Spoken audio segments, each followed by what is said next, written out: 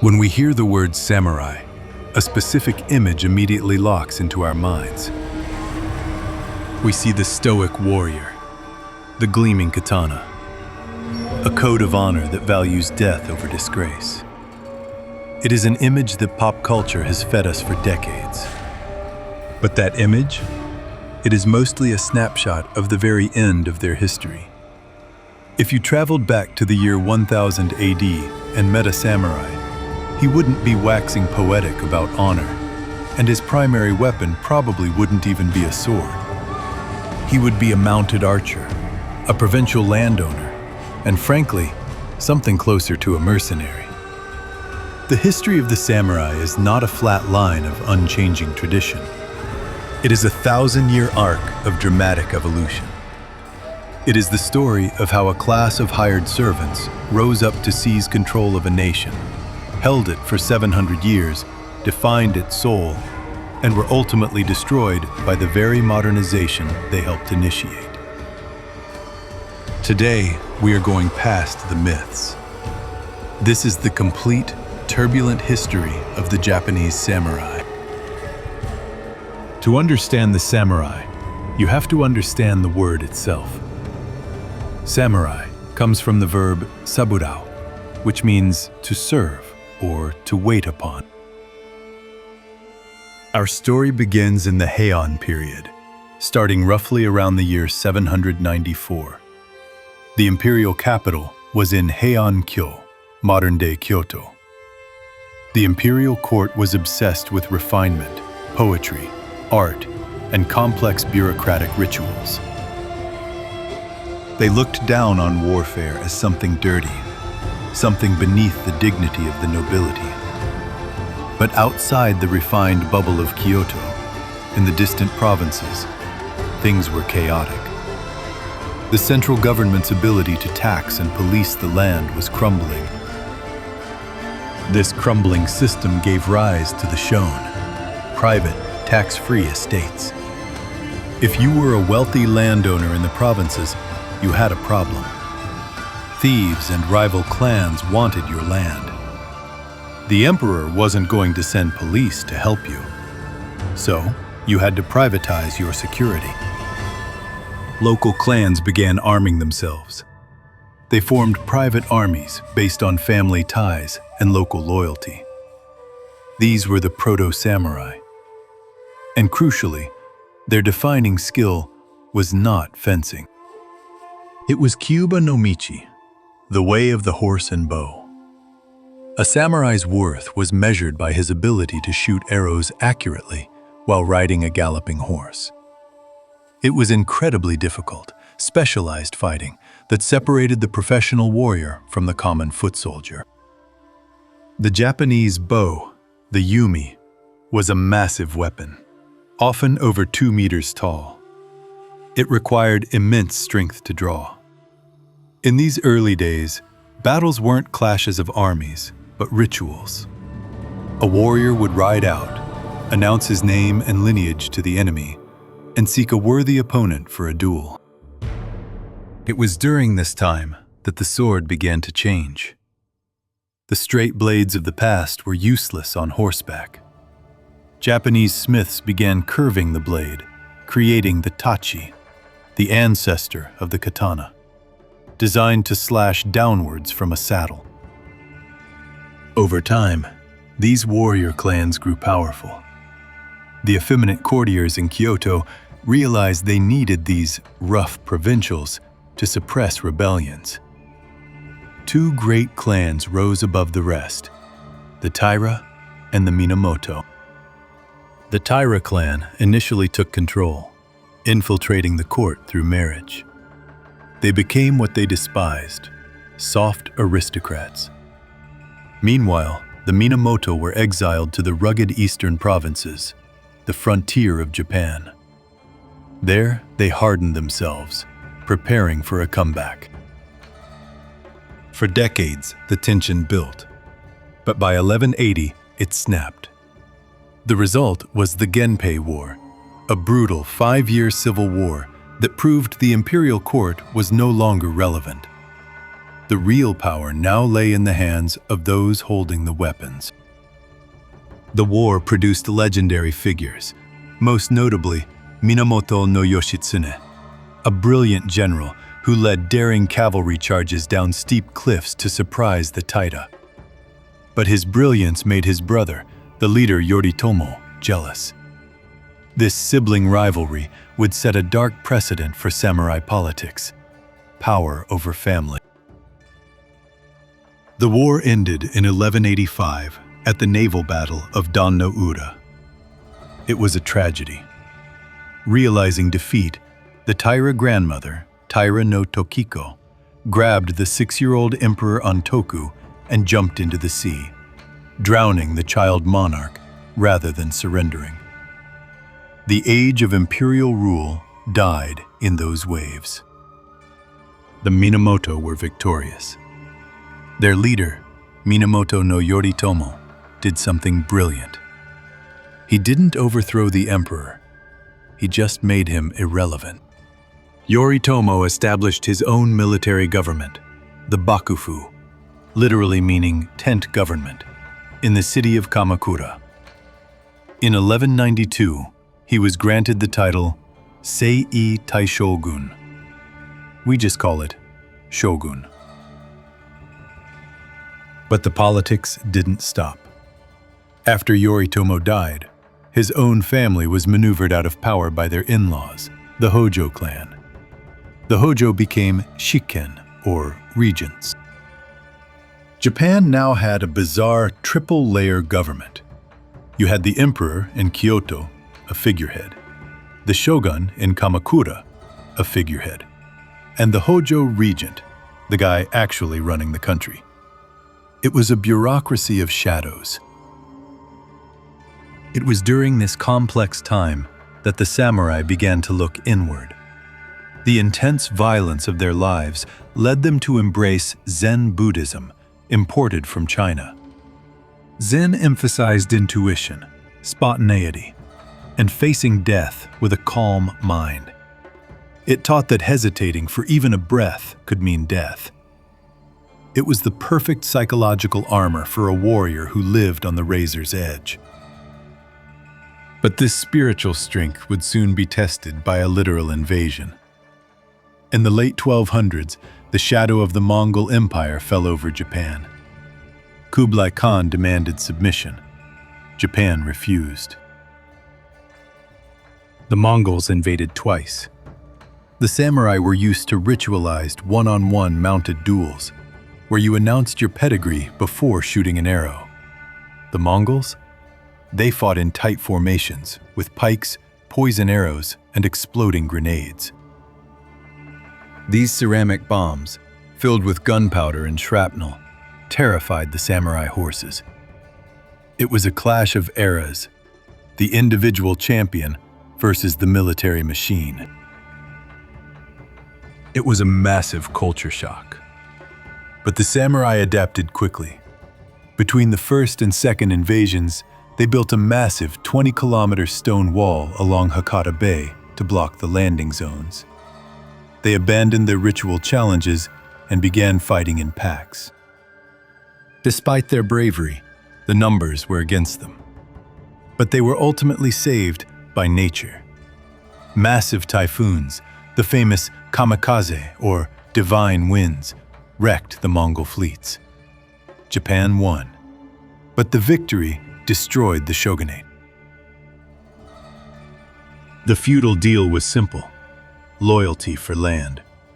The samurai spent fortunes fighting the Mongols, but since it was a defensive war, there was no land to conquer and distribute. The shogunate couldn't pay its debts. Disgruntled warriors rebelled. In the 1330s, Emperor Go-Daigo tried to seize power back in the Kenmu Restoration, but he failed. The country split in two, a northern court and a southern court, fighting a civil war that lasted 60 years. This chaos culminated in the Onin War of 1467. It started as a succession dispute within the Ashikaga shogunate and ended up burning Kyoto to the ground. It triggered the Sengoku Jidai, the age of warring states. This is the golden age of samurai warfare. Japan became a patchwork of hundreds of independent states ruled by local lords, called daimyo. Castles evolved from simple wooden forts into the massive stone keeps we see today. The defining ethos was Gekkokujo, the low overcoming the high. Betrayal became a survival strategy. If your lord was weak, you overthrew him. Sons killed fathers, brothers killed brothers. Yet, amidst the betrayal, legendary rivalries formed. The battles between the Tiger of Kai, Takeda Shingen, and the Dragon of Echigo, Uesugi Kenshin, became the stuff of legend. They fought 5 times at Kawanakajima, displaying the pinnacle of samurai strategy and chivalry. But there was a darker side to these wars.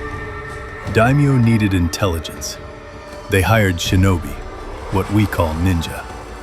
These weren't magical wizards.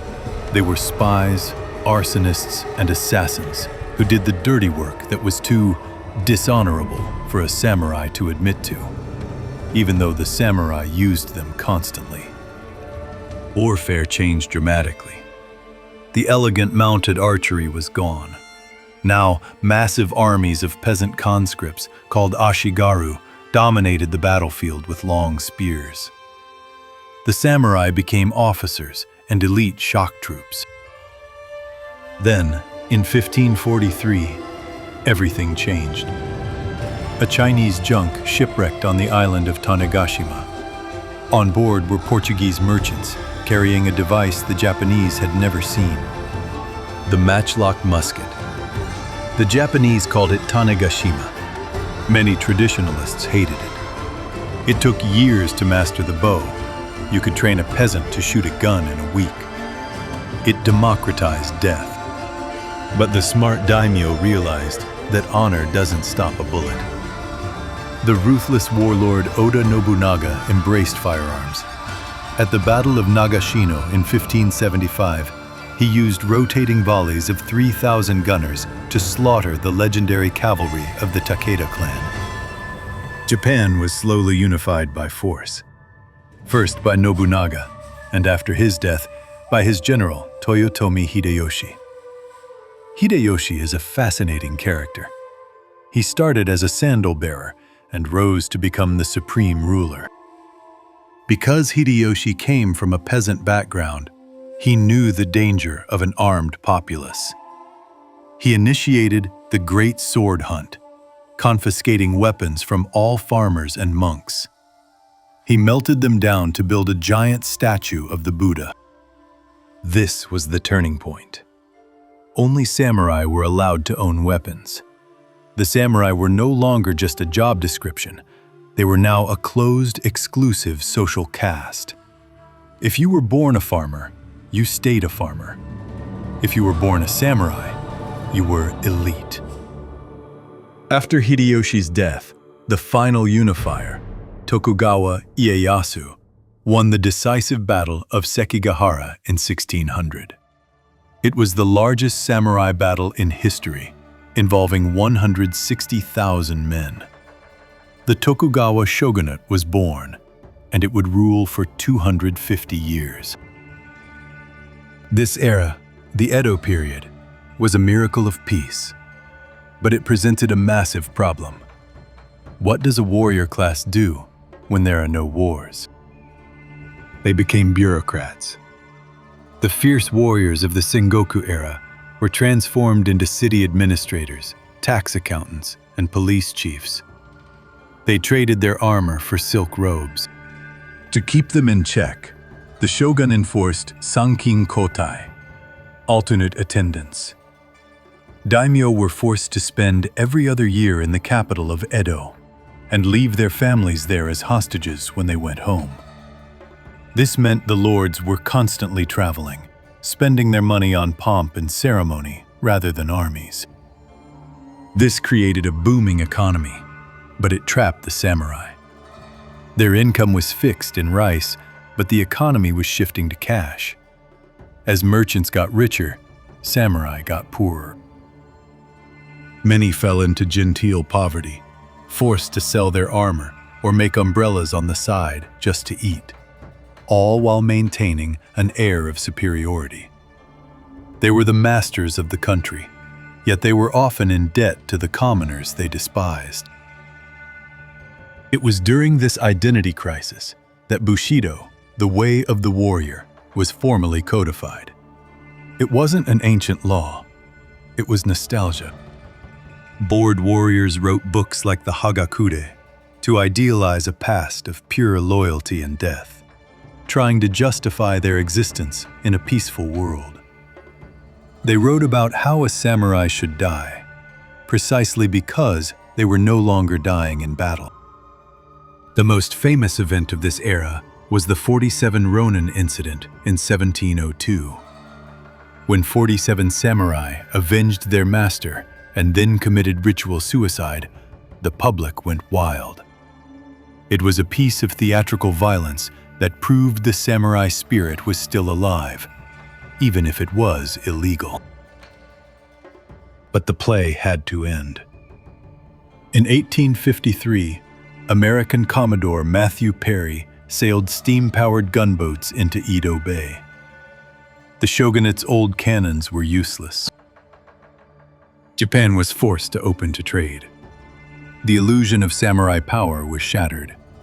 If the barbarian-quelling general couldn't quell the barbarians, why was he in charge?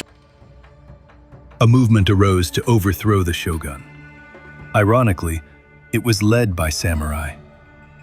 Young, radical warriors from the southern provinces of Choshu and Satsuma realized that to defeat the West, Japan had to become like the West. This led to the Boshin War in 1868. It was a strange war. You had samurai in traditional armor fighting alongside troops in Western uniforms. At the Battle of Toba Fushimi, the shogun's forces were terrified when the imperial banner was raised, marking them as enemies of the emperor. The shogunate fell. The Emperor Meiji was restored to power. The samurai leaders of the revolution had won, but their victory contained a bitter pill. To build a modern nation, the feudal system had to go. In 1871, the new government sent a group of top samurai officials, the Iwakura Mission, to tour the United States and Europe.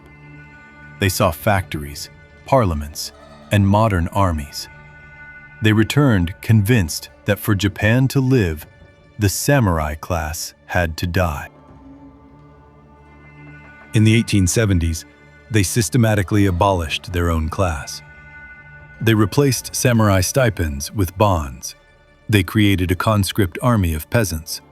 They even ordered samurai to cut off their top knots, the symbol of their status. And finally, in 1876, they passed the Hitori Edict, banning the wearing of swords in public. For 1,000 years, the sword was their soul. Now, carrying it was a crime. For many, this was too much. Saigo Takamori, a hero of the Restoration, became the face of traditionalist rage. He believed the new government was losing its Japanese soul to Western corruption. In 1877, he led the Satsuma Rebellion. This was the final uprising of the samurai. It wasn't just swords against machine guns.